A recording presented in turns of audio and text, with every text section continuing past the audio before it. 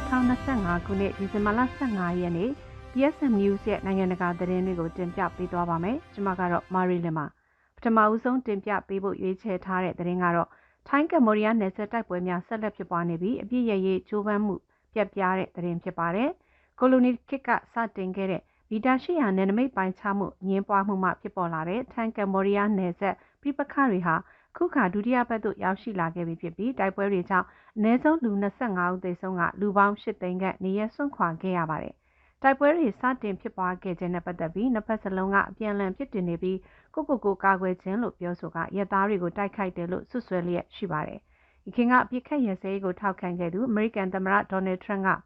ရှေ့တောင်အာရှအိန္ဒိယနိုင်ငံများတိုက်ပွဲများရပ်တန့်ရန်သဘောတူခဲ့ကြောင်းတောက်ကြနေ့မှာပြောကြားခဲ့ပေမဲ့ထိုင်းကောင်းဆောင်တွေကသဘောတူညီချက်မရှိဘူးလို့ညင်းဆိုခဲ့ပါတယ်။ယမနေ့တနင်္ဂနွေနေ့နံနက်ပိုင်းအထိတိုက်ပွဲတွေဆက်လက်ဖြစ်ပွားနေခဲ့ရမှာထိုင်းကာကွယ်ဝန်ကြီးဌာနပြောရေးဆိုခွင့်ရှိသူဆူရာဆန်ကကမ္ဘောဒီးယားဟာနယ်စပ်ခိုင်တွေကိုလက်နက်ကြီးတွေနဲ့ပစ်ခတ်ခဲ့တယ်လို့ဆွဆွဲခဲ့ပါတယ်။ကမ္ဘောဒီးယားပြောရေးဆိုခွင့်ရှိသူမာလီကလည်းထိုင်းနိုင်ငံကနယ်စပ်ဒေသတွေကိုမော်တာနဲ့ဘုံတွေနဲ့ဆက်လက်ပစ်ခတ်နေတယ်လို့တုံ့ပြန်ထားပါတယ်။သမ္မတထရန့်ရဲ့ကတိပြုထားတဲ့ပစ်ခတ်ရစဲရေးမဖြစ်မြောက်တာကြောင့်ကမ္ဘောဒီးယားကစနေနေ့မှာထိုင်းနဲ့နယ်စပ်ဖြတ်ကျော်ဂိတ်တွေကိုပိတ်ခဲ့ရာရွှေပြောင်းလုပ်သားတွေတောင်းတင်ခဲ့ကြပါတယ်။ပြီးခဲ့တဲ့ဇူလိုင်လကအမေရိကန်တရုတ်နဲ့မလေးရှားတို့ဟာပြစ်ခတ်ရက်စဲရေးကိုဖျက်မြစ်ပေးနိုင်ခဲ့ပြီးအော်တိုဘာလမှာသမ္မတထရန့်ရဲ့ထောက်ခံမှုနဲ့တက်တန်းတိုးခဲ့ပါတယ်။သို့ပေမဲ့ထိုင်းစစ်သားတွေမိုင်းထိပြီးနောက်ထိုင်းကအဆိုပါသဘောတူညီချက်ကိုဆိုင်းငံ့ခဲ့ခြင်းပဲဖြစ်ပါတယ်။လက်ရှိတိုက်ပွဲများကြားမှာထိုင်းစစ်တပ်က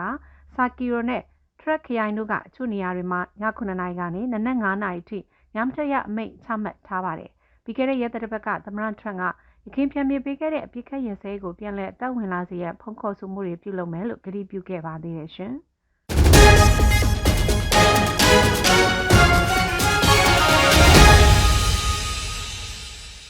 နောက်ထပ်တင်ပြပေးဖို့ရွေးချယ်ထားတဲ့သတင်းကတော့မြောက်ကိုရီးယားတပ်ဖွဲ့ဝင်တွေရုရှားအတွက်မြေမြုပ်မိုင်းရှင်းလင်းပေးခဲ့ကြောင်းကင်ဂျိုအန်ဝန်ခံပြောကြားတဲ့သတင်းပဲဖြစ်ပါတယ်။မြောက်ကိုရီးယားခေါင်းဆောင်ကင်ဂျိုအန်ကခုနှစ်စောပိုင်းမှာရုရှားနိုင်ငံခတ်ဒေသ၌မြေမြုပ်မိုင်းရှင်းလင်းဖို့မြောက်ကိုရီးယားတပ်ဖွဲ့ဝင်တွေကိုဆက်လွတ်ခဲ့တယ်လို့စနေနေ့မှာနိုင်ငံပိုင်မီဒီယာကထုတ်လွှင့်တဲ့မိန့်ခွန်းတစ်ခုမှာဝန်ခံပြောကြားခဲ့ပါတယ်။၎င်းဟာမြောက်ကိုရီးယားမှဆက်လွတ်ခဲ့တဲ့စစ်သားတွေကိုတပ်အန္တရာယ်ရှိတဲ့တာဝန်တွေကိုရှားရှားပါးပါးအတိအမှတ်ပြုခြင်းလည်းဖြစ်ပါတယ်။တောင်ကိုရီးယားနဲ့အနောက်နိုင်ငံများမှထောက်လှမ်းရေးအေဂျင်စီတွေရဲ့အဆိုအရမြောက်ကိုရီးယားဟာရုရှားရဲ့၄နှစ်နီးပါးကြာမြင့်နေပြီဖြစ်တဲ့ယူကရိန်းကျူးကျော်စစ်ကိုကူညီဖို့အတွက်စစ်တီထောင်ပေါင်းများစွာကိုဆက်လွတ်ခဲ့တယ်လို့သိရပါတယ်။လေလာသူတွေကရုရှားဟာမြောက်ကိုရီးယားပေါ်ချမှတ်ထားတဲ့နိုင်ငံတကာပိတ်ဆို့မှုတွေကိုရှောင်ကွင်းနိုင်စေရန်အတွက်စစ်ဘက်ဆိုင်ရာနည်းပညာအစားအစာနဲ့စွမ်းအင်ထောက်ပံ့မှုများနဲ့ငွေကြေးကူညီတွေကိုလည်းပြန်လည်ပေးအပ်နေတယ်လို့ဆိုပါတယ်။အခုလမှာစတင်ခဲ့တဲ့စစ်လွတ်မှုအတွင်းတပ်ဖွဲ့ဝင်9ဦးသေဆုံးခဲ့တယ်လို့တောက်ကြနေမှာကင်ဂျုံကပြောကြားခဲ့ကြောင်းကိုရီးယားဗဟိုသတင်းအေဂျင်စီ KCNA ကဖော်ပြခဲ့ပါတယ်။မြောက်ကိုရီးယားခေါင်းဆောင်ကကြာဆုံးသူတွေကိုနိုင်ငံတော်ဂုဏ်ထူးဆောင်ပွဲများချီးမြှင့်ခဲ့ပါတယ်။ဆိုပါတပ်ဖွဲ့ဝင်တွေဟာအီယာမတ်အန်နီယဇုံနယ်မြေကို3လအောက်ကာလအတွင်းဘေးကင်းလုံခြုံတဲ့နေရာတစ်ခုဖြစ်ပြောင်းလဲပေးနိုင်တဲ့အ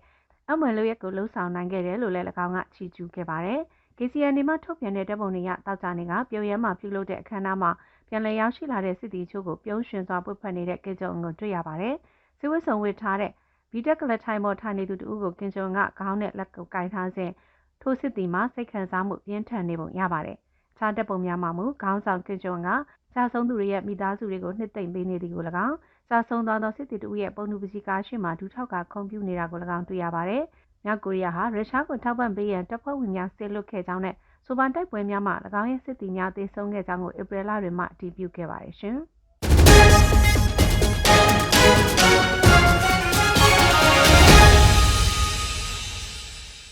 ဆက်လက်တင်ပြပေးဦးမယ့်သတင်းကတော့ကြားဖြန့်လိမ်လည်မှုနှိမ်နင်းရေးစစ်ကော်မရှင်ရဲ့ပါဝင်ပတ်သက်မှုမေးခွန်းထုတ်စရာဖြစ်လာတဲ့သတင်းပဲဖြစ်ပါတယ်။ထိုင်းနယ်စပ်အနီးရှိမြန်မာနိုင်ငံကရင်ပြည်နယ်ရှိကြားဖြန့်လိမ်လည်လှည့်ပြားမှုစင်တာတွေကိုနှိမ်နင်းရမှာဖမ်းဆီးထိန်းသိမ်းထားတဲ့ရာနဲ့ချီတဲ့နိုင်ငံသားတွေကိုပြန်လည်ခေါ်ယူဖို့မြန်မာစစ်ကော်မရှင်ကတနင်္ဂနွေနေ့မှာနိုင်ငံတကာအတိုင်းအဝန်ထံတောင်းဆိုလိုက်ပါတယ်။ကြာသေးမီလများအတွင်းအာဏာပိုင်များဟာနယ်စပ်ကုန်သွယ်မျိုးဖြစ်တဲ့ညောင်ရီရဲ့စင်ကြေဖုံးရှိအဓိကကြားဖြန့်လိမ်လည်လှည့်ပြားမှုစင်တာကြီးနှစ်ခုဖြစ်တဲ့ KK Park နဲ့ရွှေကုတ်ကိုတို့ကိုစီးနင်းခဲ့ရမှာနိုင်ငံသားထောင်ပေါင်းများစွာကိုထိန်းသိမ်းခဲ့ပါတယ်။ဆိုပါကိစ္စနဲ့ပတ်သက်ပြီးစစ်ကော်မရှင်ဒုတိယဝန်ကြီးပိုချုပ်အောင်ကျော်ကတနင်္ဂနွေနေ့ကရန်ကုန်မှာပြုလုပ်တဲ့သတင်းစာရှင်းလင်းပွဲမှာဇန်နဝါရီလတွင်နှိမ်နင်းမှုစတင်ချိန်မှစပြီးနိုင်ငံပေါင်း48နိုင်ငံမှနိုင်ငံသားစုစုပေါင်း13282ဦးကိုထိန်းသိမ်းခဲ့ကြောင်းပြောကြားခဲ့ပါတယ်။အများစုကို၎င်းတို့ရဲ့နိုင်ငံတွေကိုပြန်ပို့ခဲ့ပြီးဖြစ်တော်လဲ1655ဦးမှမူဆက်လက်ထိန်းသိမ်းခံထားရဆဲဖြစ်ကြောင်း၎င်းကဆိုပါတယ်။ မြောက်ရီဒေသကကြားဖြန့်လွှင့်လည်မှုလုပ်ငန်းတွေဟာစစ်ကော်မရှင်နဲ့ဆက်ဆက်မှုရှိတဲ့ဖွဲ့စည်းတွေရဲ့အကာအကွယ်အောက်မှာလက်ပတ်နေဒီမှာကြာပြီဖြစ်ကြောင်းဝေဖန်သူတွေနဲ့ဒေသတွင်ကက်ခတ်များကမိကွန်းထုတ်နေကြပါတယ်။ချို့သတင်းရင်းမြစ်တွေကတော့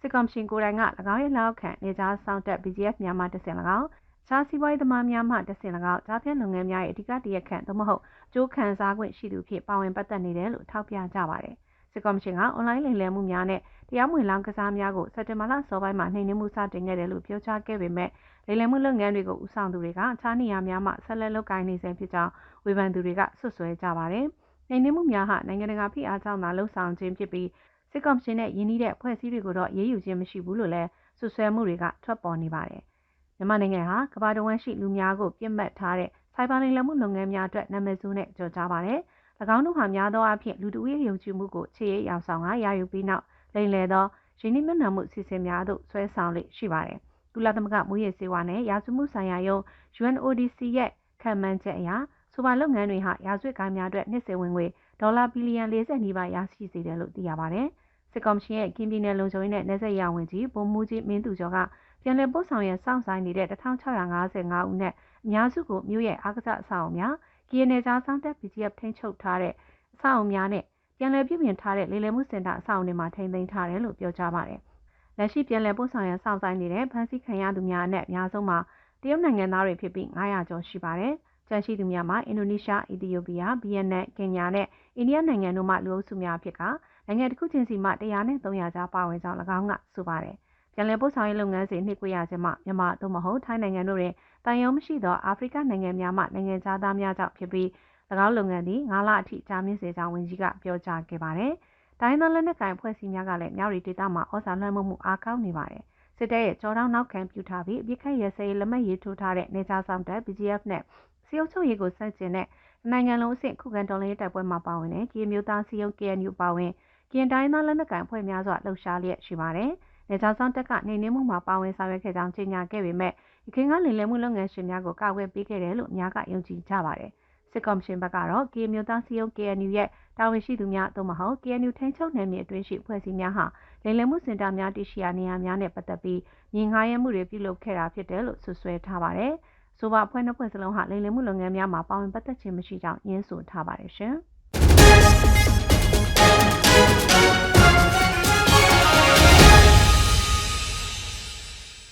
ခုနောက်ဆုံးတင်ပြပေးမယ့်သတင်းကတော့ဩစတြေးလျနိုင်ငံဘွန်နီကန်ချေစူလိုက်ပြုံလိုက်ပစ်ခတ်မှု12ဦးသေဆုံးပြီးအာမဲဆွန့်လွတ်မှုကြောင့်သူရဲကောင်းလို့ချီးကျူးခံရတဲ့သတင်းဖြစ်ပါတယ်။ဩစတြေးလျနိုင်ငံစစ်ဒနီမြို့ရှိနာမည်ကြီးဘွန်နီကန်ချေမှာဂျူးဘာသာဝင်တို့ရဲ့ဟာနူကာပွဲတော်စတင်တဲ့နေရာမှာဂျပက်ပစ်ခတ်မှုဖြစ်ပွားခဲ့ရာလူ12ဦးသေဆုံးခဲ့ပြီးရဲရရှိ2ဦးပါဝင်29ဦးဒဏ်ရာရရှိခဲ့တယ်လို့ရဲတပ်ဖွဲ့ကပြောကြားထားပါတယ်။အာနာပိုင်တွေကဆိုပါပစ်ခတ်မှုကိုဟာနူကာပွဲတော်ရဲ့ပထမနေ့မှာစစ်ဒနီရှိဂျူးလူမျိုးတိုင်ဝမ်ကိုပြစ်မှတ်ထားတိုက်ခိုက်ခြင်းဖြစ်တယ်လို့ဆိုပြီးကြမ်းဖက်မှုဖြစ်သတ်မှတ်ခဲ့ပါတယ်။သေဆုံးသူတွေထဲမှာတနက်သမားများထဲမှတဦးလို့ယူဆရတဲ့မြို့သားတဦးလည်းပါဝင်ပြီးဒုတိယတနက်သမားလို့ဆွဆွဲခံရသူမှာဆိုရင်ရတဲ့အခြေအနေနဲ့စိတ်ယုံမှရှိနေပါတယ်။ဝန်ကြီးချုပ်အန်တိုနီအယ်ဘာနီးစ်ကဆိုပါပြစ်မှတ်ထားတိုက်ခိုက်မှုကိုပြစ်တင်ရှုံချထားပြီးဆိုပါဖြစ်ရအတွင်းဒေသတွင်မီဒီယာတွေနဲ့အာဏာပိုင်တွေကသူရဲကောင်းလို့တင်စားခြင်းခံရတဲ့ဘေးလူတဦးဖြစ်သူအာမက်အဲအာမက်ရဲ့ရဲရင်သောလုပ်ရက်ကြောင့်တိုက်ခိုက်သူတဦးကိုလက်နက်ဖြုတ်သိမ်းနိုင်ခဲ့ပါတယ်။လူမှုမီဒီယာတွေမှာဖြန့်ဝေနေတဲ့ဗီဒီယိုဖိုင်များမှာစစ်ဒနီဆူသာလန်ရှိုင်းယာမှ